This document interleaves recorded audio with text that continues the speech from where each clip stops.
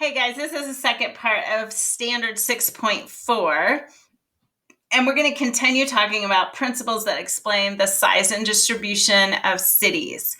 So we first need to know the definition of central place theory. You can go ahead and write that in your notes. It's going to explain the distribution of goods and services across a region. I'm going to spend a little bit of time talking about some examples, and you may even want to draw a visual of this as we get into it. But if you look over to the side, you can see that I have patterns of hexagons. And the reason that we're going to use hexagons in central place theory is because they are really easy to make connections and show range, versus if we were to use circles, that they would overlap and get really messy. You'll see what I'm talking about in just a minute. So before we move on with central place theory, it's important that you understand what range and threshold is. So go ahead and write the definition of those in your notes as well. So threshold is size of population that's necessary for a service to exist and be profitable. So for example, if you think of a big mall in Denver, like the Cherry Creek Mall, if you were to put that in the middle of Fountain, it is not going to do well because, quite frankly, Fountain doesn't have the population to support a mall like that and be profitable. Okay, so that's threshold. Range is going to be the distance people are willing to travel for a service or good. So, guys, I'm not going to drive to Denver to go get a tube of toothpaste. Okay, however, I might drive to Denver to go get a couch for my house, or maybe a special outfit or pair of shoes. Okay, so that is range. All right, let's go back to central place theory, and I have set up just a little kind of legend here to help you along when we're looking at this a little closer. So the bigger circle is going to represent a city, and then the smaller blue circle, maybe a town, and even smaller than a town will be like a village or hamlet. That's going to be the lower order place, okay? Now, if we look at this on a map of Colorado, you can see Denver is going to be my biggest circle, and then Colorado Springs is going to represent kind of a city, and then this yellow circle is going to represent, say, Fountain as a town, okay? And if we put these in a pattern without our map in the background, we can start to see a hexagon pattern. So thinking about range and threshold, oftentimes you guys have probably had, or your family has driven to Colorado Springs for supplies or even experience there, okay? And many of you have maybe even gone to Denver. So what we start to see is when you have patterns in these smaller towns going into a city like Colorado Springs, you will see that hexagon pattern.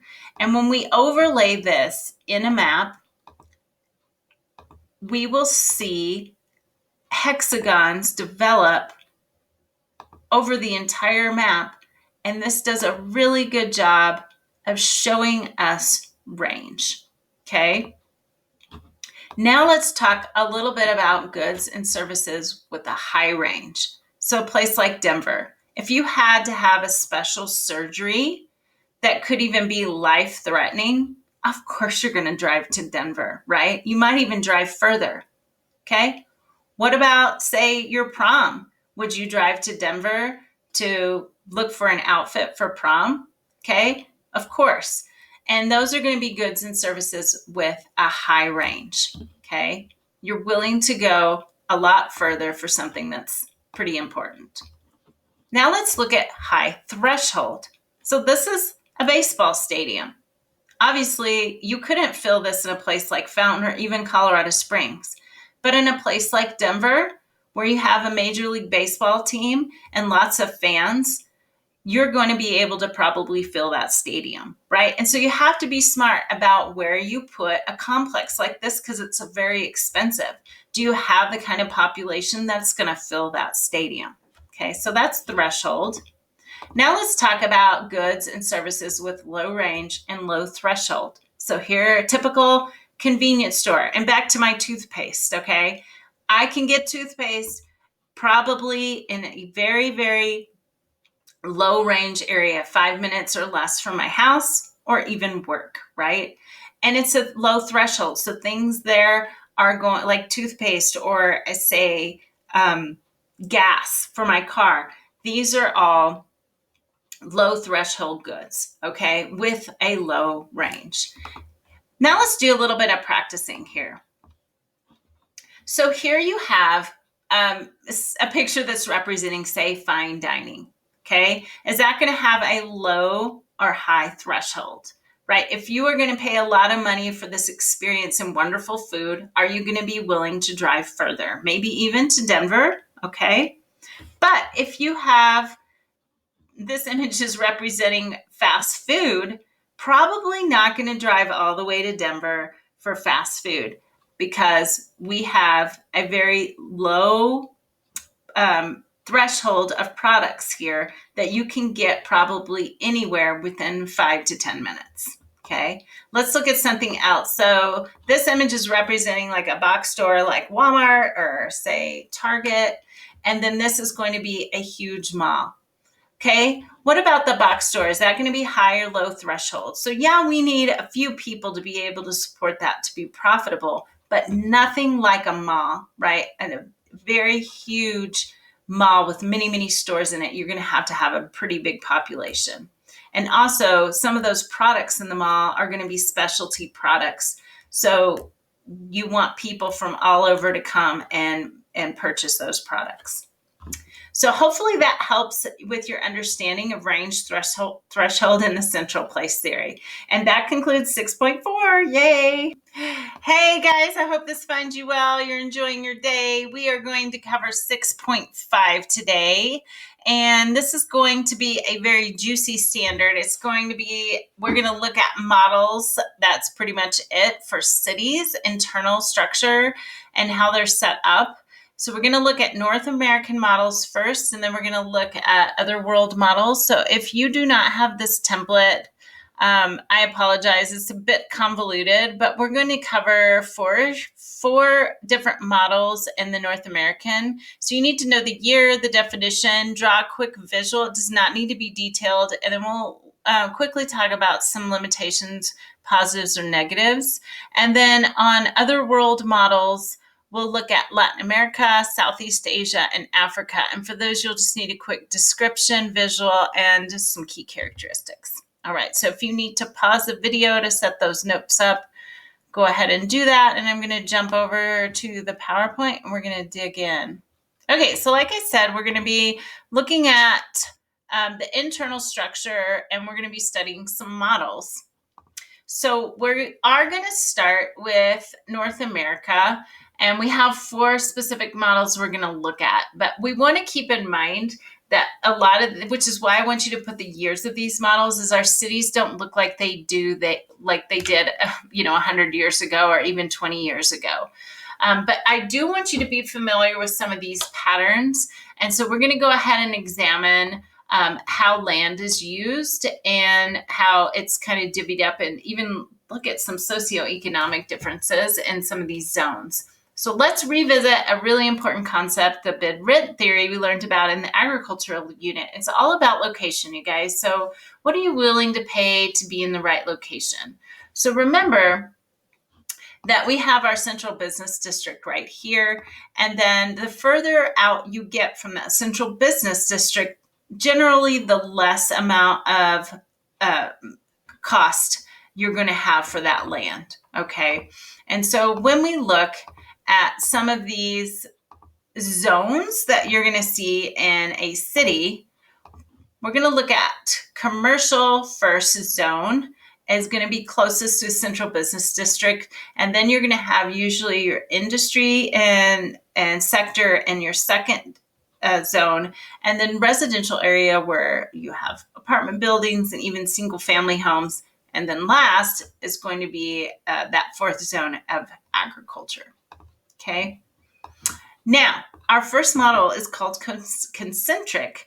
And I want you to list that this is based on the city of Chicago, and it was developed in the 1920s by Ernest Burgess, who looks at the relationship between the socioeconomic status of households and distances from the central business district, and where people can afford to live in relationship to where they work.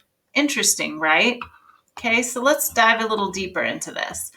The zone of transition is going to be right here, and then you have your working class zone, and then you're going to have your residential zone, and then your commuter zone. Okay. So the problem with this model is that it is very outdated, right?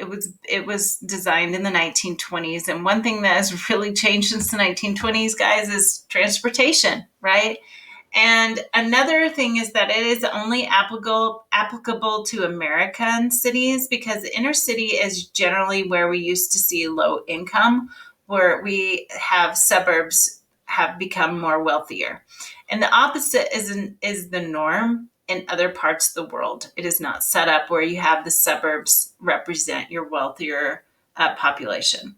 And last is urban renewal and gentrification. We haven't talked about gentrification yet, but gentrification is where you see these really rundown areas and really like even poverty-stricken areas in a city. People come in, like developers come in with a lot of money, and they rebuild these areas, and then they resell them at a very high price.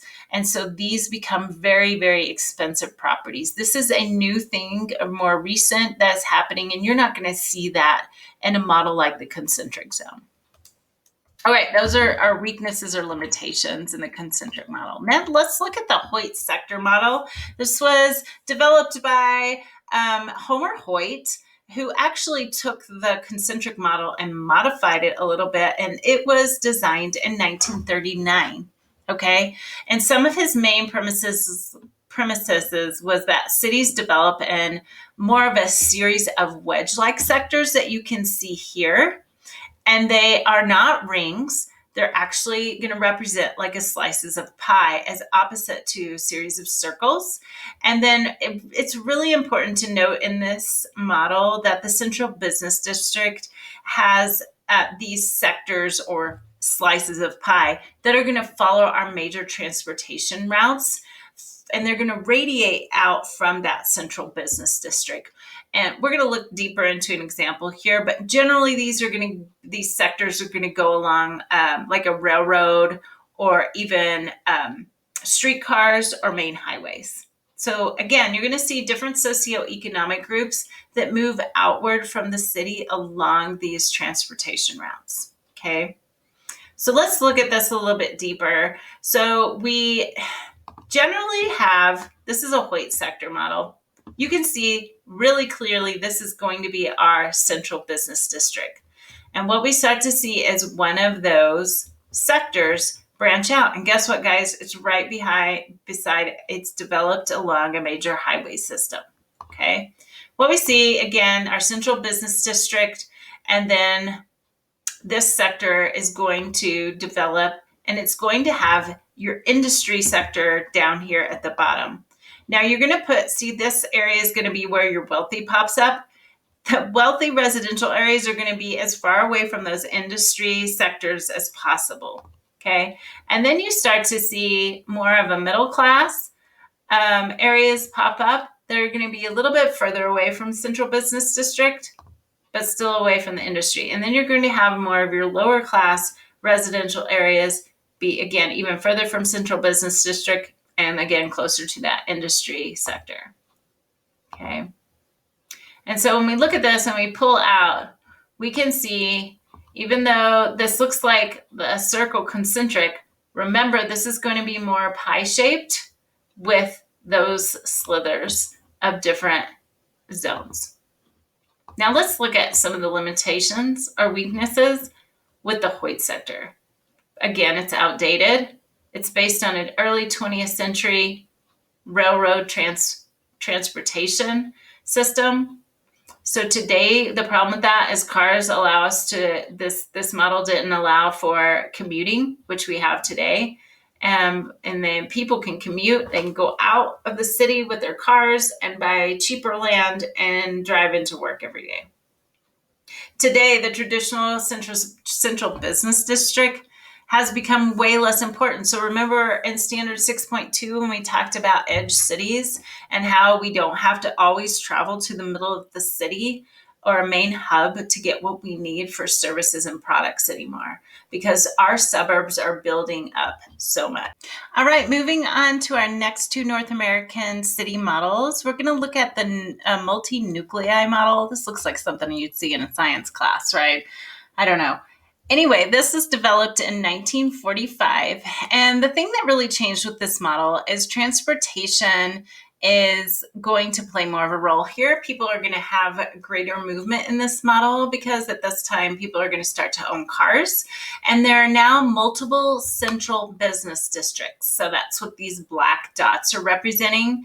And the original is still going to exist though. So let's look at this. So original central business districts, say, is going to be here, but you also have these other business districts develop. Okay, even here you're going to have an outlying business district and even some industrial suburbs. So if we look at this, you can see all the different nodes that are developing around, and this is going to incorporate industry. It's going to incorporate central business districts and even residential areas. And within those residential areas, you're going to be seeing high, middle, and low class.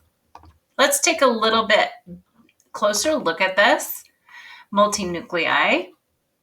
So remember in standard 6.2, when we talked about edge cities, you're going to see some of these same kind of characteristics. So in each of these nodes, what you're going to see is maybe a specific service be available with these. If this is our central business district, that's the original one. We might have another node that has an airport around it. And you have to think about what kinds of services and products might develop around the airport, maybe restaurants, maybe hotels. What if this is a business park, right, where you have a lot of office buildings? What would develop around there as well? And look at this one. This is a college or university. Maybe you have bookstores develop around it, or even a lot of coffee shops the students would like to go study. And then a medical node. Okay, so all these different like little nuclei or nodes, so to speak, are going to have kind of a specialty service there. Okay. All right, let's jump into our last model for North America, and this is called the Galactic City, just like the planets. It's also called a peripheral model. This is developed in the 1960s. So you're going to kind of imagine this, just like it sounds, galactic, is the sun being in the middle and the planets revolving around that. It's based on the post-industrial city. That's a characteristic that you might want to note. And it's also we're going to have definitely cars in this model as being our main method of transportation. So people have really started to move out of the cities with this and move into the suburbs. You're also going to see a representation of highways and beltways being built on this that provide access to the original central business district. And in this one, you're going to see a lot of edge cities. Okay. Whoops, I went too far. Let me back up. All right. So we look at this and we see some familiarity here of these supposed edge cities that are developing around these like beltways and different thoroughways for cars. Okay. So if we look at how these used to be planets, we see that we can fill all these in with like our central business district in the middle. We have suburban residential areas. We have light industrial parks. We have office buildings. We have hospital nodes or even colleges, college campuses or universities. We even have those retail centers and malls. And we even have a transportation hub that could include an airport.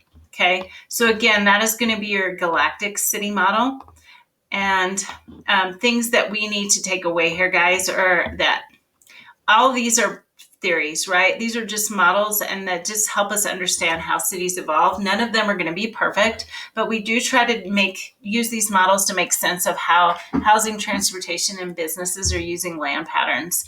And as times change, we're going to see these models change because they're going to be based on different things, including not just transportation, but technology and even our industry.